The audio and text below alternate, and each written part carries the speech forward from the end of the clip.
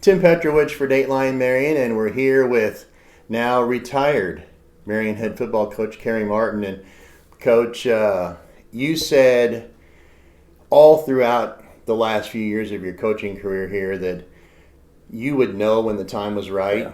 And I know that 3 years ago in 2019 there was a lot of speculation and you didn't make a decision right away, and you came back and said the time was right. Wasn't right for retirement. The time was right for you to continue. Yeah. What kind of changed?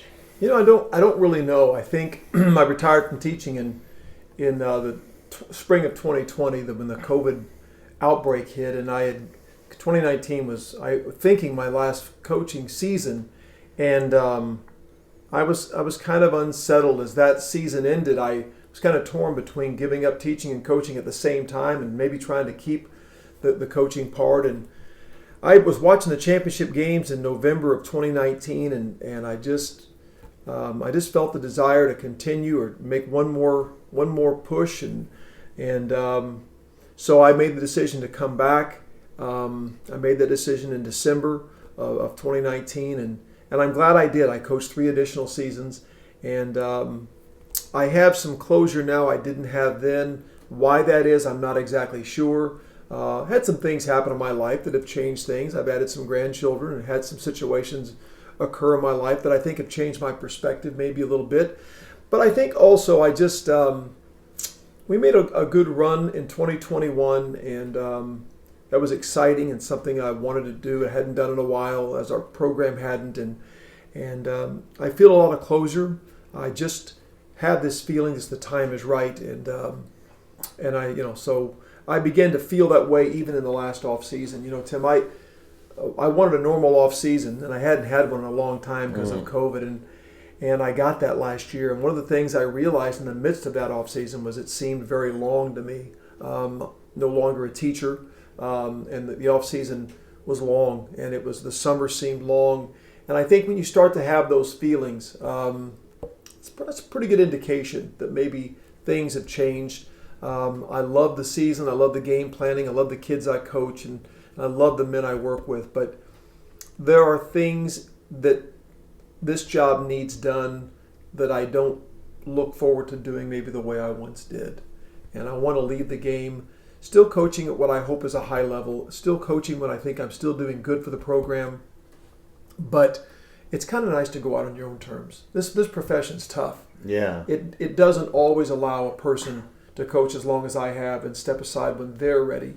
So I feel blessed to be able to, at this time, to say that I'm retiring from coaching and I'm ready for the next chapter of my life. When you decided to come back in 2019, one of the things you said at that time was 3 years. I did. And this is 3 years. And Yeah. did that play a factor into this decision or not really? Or Not, and I didn't set it for sure I'm going to go 3 years. I think I just wanted to see how things went. I've always been trying to evaluate the job I was doing and make sure I was still doing a good job and still benefiting the program, still helping the kids, and still competing at a high level. And that 3 years came and went. As I said, the off season, for the first time in my life, I remember it feeling like a long time. The summer seemed long to me. And maybe there were elements of the off season I didn't enjoy quite as much as I did. And it was just, I don't know, just a kind of a gut feeling, I think. Not a heart, not a head feeling, but kind of a gut feeling that the end was here. Not that the end was near, but the end was here. I had told some of my assistants as early as prior to the Heron game that I thought this was it. And those feelings didn't change throughout the season. And when the season ended, I had a lot of clarity about the decision to step aside and step down. And so here we are, and I'm at peace with it. I think it's the right decision at the right time. We talked about this off and on throughout the season, and the fact that that was a good possibility. Did you feel like when that final snap happened at Mascoutah that maybe there was a weight lifted off your shoulder to a certain extent, or not really? There's a lot of things I anticipated about the end, the finality of my job. I worried about the last game. I worried about the last home game, the last bus ride. I worried about you and I making that phone call to you and other members of the press and telling them I worried about putting that letter on Ryan Gadisky's desk and letting him know I was officially done. And none of those things were as difficult as the anticipation of it. It's a little bit like public speaking. The worst part of public speaking is the anticipation of public speaking, not the actual doing it. And I feel like the peace that I've had in all of these things, and I think the toughest thing of all that was not easy was telling my players. Mm-hmm. And I think they knew the end was near, or this could be the end. But telling your players whom you are invested in was the hardest thing. And that was as hard as I thought it might be. But still, I still had a lot of clarity about all of those things. But I have to tell you, the weight didn't lift on the last snap at Mascoutah, but over the last couple of days, I have felt a burden lifted a bit. Things that I know I would normally start worrying about or thinking about or preparing for are no longer on my table. And those are things I don't have to worry about. And I think I'm ready for a change, ready to maybe put some new things to do on my table, on my list, and not have some of the stuff I've been doing for 33 seasons, 37 overall. But I'm excited about the future. I'm excited about this decision, but I know I'm going to miss coaching. I know I'm going to miss my staff. I miss my players. But at the same time, I'm excited about what the future has to offer. A lot of things have happened in the last 3 years. When you could have stepped aside since that time, of course, we went through the COVID season. Right. We went through, you had that long stretch of not being able to play and then suddenly being able to play. You also had the loss of a grandchild. I did. A lot of things happened at that point. Did that make that decision to stay harder or easier, do you think? I think my decision to come back, and you said something to me, I've told this story to a lot of people. You said when I decided I was going to go ahead and coach after 19, I said I'm not going to retire. You said you're going to find out really quickly why you came back. As two men of faith, we talked, we had that conversation. And the COVID outbreak occurred in March of 2020. And I felt like maybe I'm meant to, instead of this being placed on a brand new head coach, his first year being the COVID year, there's something I think better about having the old coach maintaining the program through that COVID situation. And I think then, of course, there was no doubt in my mind that I wanted to coach that group of kids. And we had a great spring COVID season. We had a great fall season last year. And all indications were I was thrilled with the decision I made. And then I wanted to come back another year, have a normal off season, had 25 seniors coming back, and I'm glad I did. There were times this season I feared the end was not going to be what I hoped. The season was a bit on the brink of not working out the way we had anticipated or hoped, but we were able to right that ship. And as I said, I do think the things that I think COVID and I think the loss of my grandson, I think those things probably did affect the clarity I have now more than I anticipated it would. I think, football was a pretty good refuge for me during some of those times. During the COVID shutdown, I still had football to prepare for and think about. When Walker passed, I dealt with and still deal with a lot of grief, but football was a place I could go and, at least for a while, forget about that. And I had an outlet. I could lean on the game itself, my coaches, my players, and it was great therapy for me, to be honest with you. But I do think after 3 years, from 19 to now, my perspective and my view of things, I think have changed more than I thought it would. I think I'm in a little bit different place than I was in 2019. I think that's better prepared me for this moment. Well, we've talked about the why and how you come to this decision. It's now time to reflect a little bit. Yeah. 21 years at Marion High School. When you took this job, was it your plan for this to be your last coaching job? No, and in fact, I say that I never really planned to leave Carterville, to be honest. I just, you get those things in your gut, and things happen, and next thing you know, I'm in Marion coaching, and as a man of faith, I believe the Lord's guidance in some of those things for sure, and so I ended up in Marion. I didn't know how long I would be here. I had some opportunities to explore outside beyond Marion, but once I got to a certain point, I knew I wanted to be my last job. So it wasn't when I took the job, but at some point around 2008 or 9, maybe 10, I began to settle in and say, this is where I'm going to finish. I did have a couple of opportunities a little bit later after that, but I never took them real seriously. And my family became pretty grounded here. We planted a lot of roots here, and my wife's developed a lot of friends here, and we're involved in our church. And I don't know, just the longer we stayed, the more we knew this was our home. And I think that's been a big part of it, though. I think just knowing that this is where I wanted to finish my career at some point, and I'm glad I did. Those first 3 years, you probably weren't sure you were going to get that chance. We've talked about that. 3-6, 3-6, 2-7. Yeah. I mentioned in a story that I wrote earlier this week that you joked that you fired yourself. I did. I really did. A lot of people want to assess blame on the first few classes of football players when I came here, and there was some struggle for buy-in from the players, but there was also a disconnect that was due to me as well. I don't think I did the best job. I tried some things that had worked every other school I had been. They didn't work here, and I had to make some adjustments. I think going 3-6, 3-6, 2-7 was transformative for me. I tell the kids adversity can be a bad thing, but it can also be an opportunity. And I felt like those 8 wins in 3 years forced me to make some changes in my coaching to make Marion a better situation. And so because we were playing bad, because I fired myself, because things weren't going the way it should, I wasn't connecting with the kids the way I should, I fired myself, and we went to the air raid offense, a spread offense, which was pretty rare back then. We made changes in everything that we did here, off-season, in-season, practice schedule, weight training. We made some adjustments in the coaching staff, and I just think things started to come together that fourth year, and went 5-5 and made the playoffs, and really that's where we turned the corner. But I think the adversity we faced forced me to make some changes, and I love the fact that my staff was on board for those. Because when I say I fired myself, I basically just started from scratch. I erased the first 3 years, learned a lot of lessons, and said, okay, let's start again. And it was a good decision. So sometimes rough seasons can make you do some rethinking, and I think it was, in the long run, a good thing.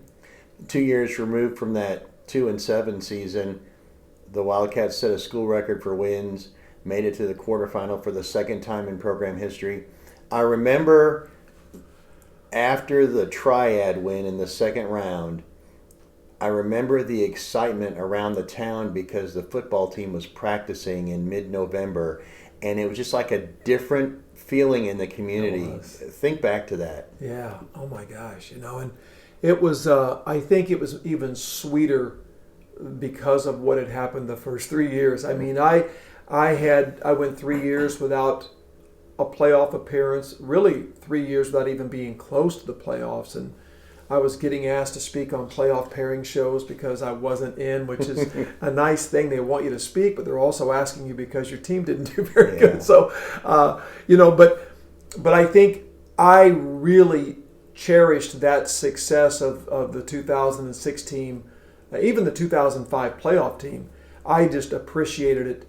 And I've never taken any success for granted. Trust me, I always believe you're so blessed to just make sure you enjoy the moment. But I really enjoyed the 05 and 06 seasons, and that to be practicing out here on what used to be Bermuda grass that had turned brown. We had to paint the numbers blue instead of gold. The town was so excited. There was I think a real belief in the program for the first time in a long time, and yeah, it was special. That was a good time that I look fondly back on. And that class of kids was the class that helped flip this thing around and started believing.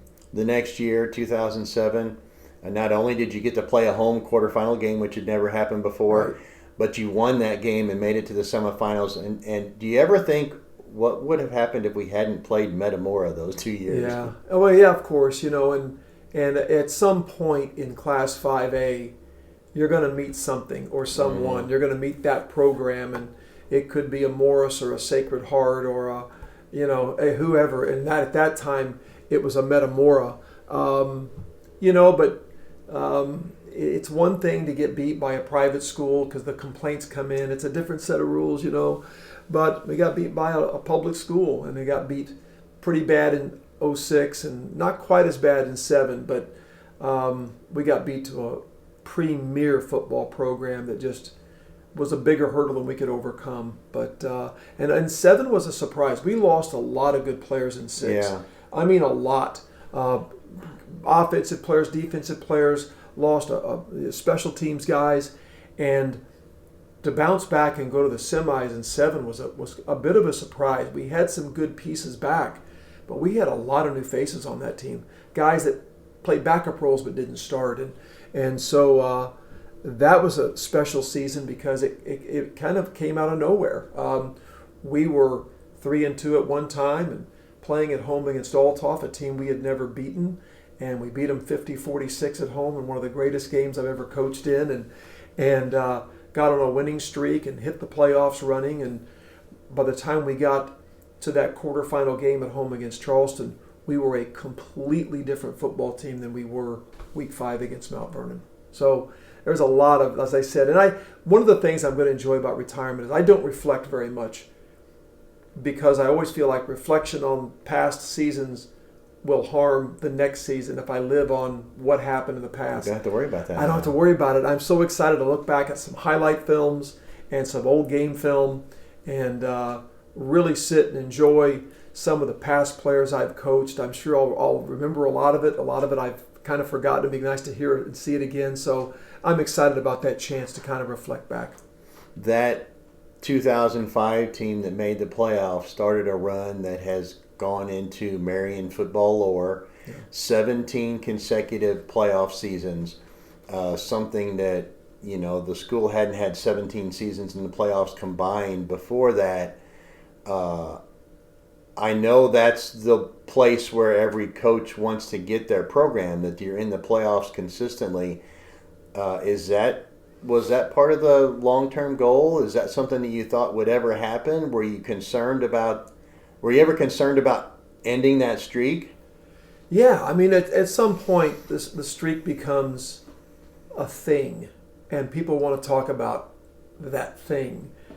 I worry at times that the streak was a little detrimental. And what I mean is, I was afraid at times, once we qualified for the playoffs, the players took a deep breath and a sigh and say, we did it. Mm-hmm. And I was afraid that might lead to playoff performances that weren't as good as they should be because we kept the streak alive. I didn't want the streak to become more important than playoff success. And whether it did or not, I don't know. I think playoff success really came down more to matchups than anything else. We faced some teams in the middle of this run that were bigger and better football teams than us, and that just happens. But I did worry that the streak would become bigger than other things. But I'm very proud of it because I think the goal when I came here and I brought some coaches, and I think all of our collective goal was to build a consistent winner. We didn't want graduation to be the factor in whether we were going to be good the next year or not. We wanted to be able to rebuild or reload and not have to rebuild. We wanted to have pride in the fact that you can graduate a good group of kids, but we can replace it with some other kids through our program, through our weight training, through our practices, and reload that program and continue being maybe not as successful, but still be successful enough. And we have a definition. If I start it, my kids will repeat it. The definition of great is being good all the time. Because anybody can have a great season, any program, any player can have a great game. But the definition of greatness is that consistently you're good. Year after year, game after game, whatever. That's where greatness lies.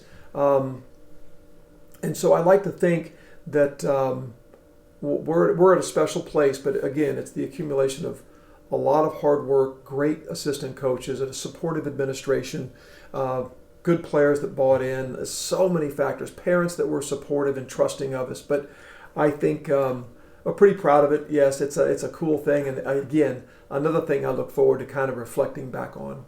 You talked about the streak possibly being detrimental in the playoff season. Did you ever feel like the streak might have put a little extra pressure on the players during the regular season? And I think back to the I can't remember exactly what year it was, but you started out 0-3 and made it to continue, went 5-4, won 5 of your last 6 games to get into the playoffs and keep that streak going. Did you see any times when you felt like the streak might have made the players a little more nervous or concerned? I think it might have, but I think they responded well to it. I think there was a little extra fight because they don't want to be the class that breaks the streak, because I still have players that will text me during the season, keep that streak alive. So, I mean, it matters to the players. I think it's a cool thing that they've all taken ownership, and I love the fact that past teams are so supportive of present teams, and they keep in touch, and they'll message me, or they'll send a text, or they'll call and get an email from somebody. Players that long gone who are still following and wanting to make sure the program is still going strong. So I honestly believe, even I think this year at the end of the season, I think our players had a little extra incentive, a little extra fight, because they didn't want that streak to get broken. Over the course of years in football, when people talk about football, the names East St. Louis, Chicago Mount Carmel, Sacred Heart Griffin, Joliet Catholic, even in far southern Illinois, like Mount Carmel, DuQuoin, some of those with long, storied playoff histories come up. Marion is included in that now. The 17 years in a row was the longest active streak of any team in Class 5A in the entire state. For the second year in a row. The 17 years in a row is the longest active continuous playoff streak of any team in far southern Illinois. That's a place that for a long, long time, Marion was never considered as part of that group, and that's where the program has gone. Yeah, I'm the only regret I have is that we didn't make it a little further. We wanted to play in that state title game. We wanted to get to that ball game and have a chance. We didn't. We made a couple of quarterfinals, made a semifinal, and we fell short. I think that's the big difference between the DuQuoin and the East St. Louis is the fact that their playoff success better than our playoff success. But I'm pretty proud of the fact we've done what we've done in a 5A classification that in some years and in some periods of this streak was considered to be the toughest classification, or certainly one of the top 2 classifications toughest overall. Our 5A tends to, at least in certain times, had a lot of private schools in it. We've ran into some of those private schools that ended our playoff runs. We've played Sacred Heart in the second round. We played Joliet Catholic Academy in the second round. We've ran into some of those monsters like Morris and Metamora, and we've ran headlong into some of the big powers in Illinois high school football history right here in this 5A playoff situation. So I'm proud of the fact what we did came at a very high classification, one of the toughest. And I think, but yeah, I wish we could have. I love the runs we made. I wish we'd had another 1 or 2 in there. But again, proud of our ability to, as a coaching staff and as a program, to overcome the graduation of some really key players and some big figures in Marion football history, and still keep it going, and a fan base that understood that 2015 team that lost their first 3 games, ended up 5-4, made the playoffs, went to Morris and got beat. That may have been the toughest 9-game schedule. Counting Morris as game 10, that's the toughest schedule maybe in school history. And that class found a way. And that after that Morris game, too, there was a lot of comments from the people in the Morris area that this was a really good football team that we beat. They weren't really a typical 5-4 football team either. Yeah, the first thing the Morris coaches said as we crossed the field was, you've got a great passing game. We threw for 300 yards against Morris, which we're pretty proud of. So, and we battled them, and we were in it into the fourth quarter. But, it's, as I said, those are, you hate to talk about moral victories, but to Battle of Morris. We have 5 and 4 and traveled up there and played on the same day, and we gave them everything we had. Our kids fought. That class was really a tough class, and they had been through a tough schedule. I think that's why we were prepared to play Morris as well as we did, because of that schedule. And we took some lumps, but they played tough every week. And one of those wins that got us in was against a senior Javon Williams team of Centralia. And we had to beat them at Centralia. And how we did it, I'm still not sure, but we had to have it. And I think that's an example of kids playing at another level to keep that streak alive. And I think that was part of it. We talked about the semifinal team in 2007, but I almost feel like, and you can tell me if I'm off the mark here, but I almost feel like last year's team was closer to making it to a state championship game, even though they lost in the quarterfinal, because you lost by 1 score to Kankakee. You were driving late in the game and had a chance to make a play, and then Kankakee turned around the next week and won the semifinal game, and I think it was with a running clock. So, I mean, you were that close to possibly getting in that championship game last year. 2021 was the closest we ever had, and we knew it. We came in looking at that game, and when I think back to the Kankakee game, we had the lead late. They drove it down and scored. We had a little time left, and tried to get down the field at least for, to make a final score. But I think you're right. The next week they beat Morton and it pretty handily, and I think we felt if we could get past Kankakee, which we thought that was going to be a huge hurdle, we had a really good shot at the semifinal game, which would have been played here at Wildcat Stadium. So we could smell it, Tim. We felt like if we could get, and when we're sitting there in the Kankakee game and we are battling and we are slugging it out with them, and I mean we are in the game. That third quarter, fourth quarter, we are driving the ball and we're in our tight offense, and we go down and score and take the lead. Man, you could feel it. We started feeling that feeling that I remember having at Carterville and late in the season, when you're thinking, man, we got a real shot at this. But just fell a little bit short. But it felt good just to be close to that mountaintop again. And I, as I said, blessed to have that class of kids and the coaches. Everything just came together, and it was just a special season. You may not have had a whole lot of chance to do this, but can you think about any particular games that stand out to you? We've talked about a few, but games that stand out to you over the course of your 21 years at Marion. Well, there's a lot of them. I think the Althoff game here in 2007, I've had a lot of people tell me it's the best high school football game they've ever seen. I think the Kankakee game, to play at the level we played at against what was considered to be the best team in 5A at that time, was special. Even though we lost that game, I thought that was a special game. I think anytime you beat a Javon Williams Centralia team, that's a big deal. We did it twice. Probably, I think, even the Centralia game this year, when things looked so bad, coming off 2 losses in a row, a terrible first half, and to see our kids fight so hard to come back against a Centralia team like they did and win the game in overtime.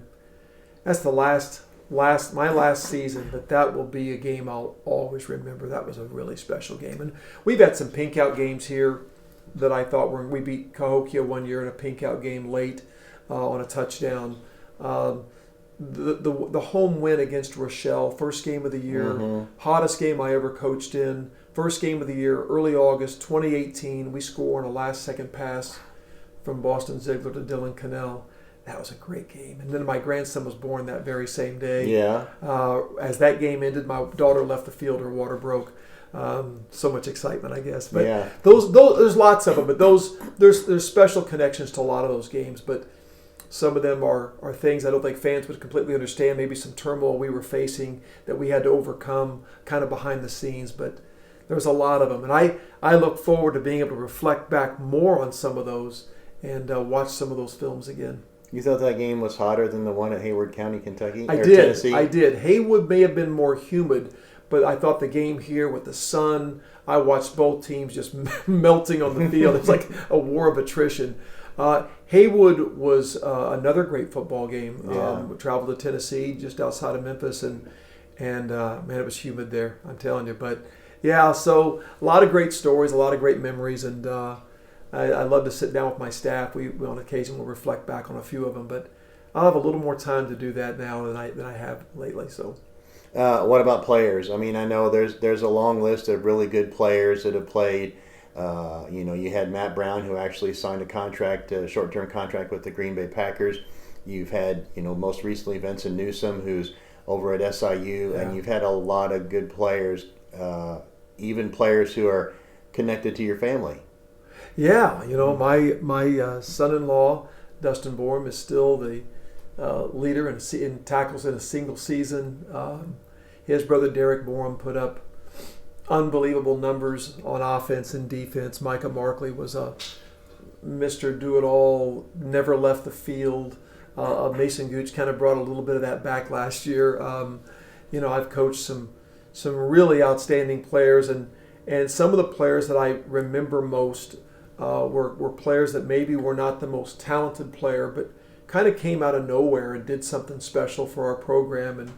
And there's so many, but a kid like Mitchell Bartle, who was a junior playing JV ball on Mondays, and then his senior year, I think he was one of the leading rushers in Southern Illinois. Mm-hmm. That's a great story, and some guys like that came out of nowhere to be special players, and a lot of kids that I've coached were overcoming a lot in their home lives and end up staying with the program and contributing to this football family, and really, really blessed. I just, every single year I've had players that inspired me to be a better coach and a better person, and seeing what they were dealing with, and the fact they'd come to practice every day and still be that positive person with great enthusiasm, love for the game. So every school I've been at, I still have really good memories of a lot of special young men I've been able to coach, and special men I've been able to coach with.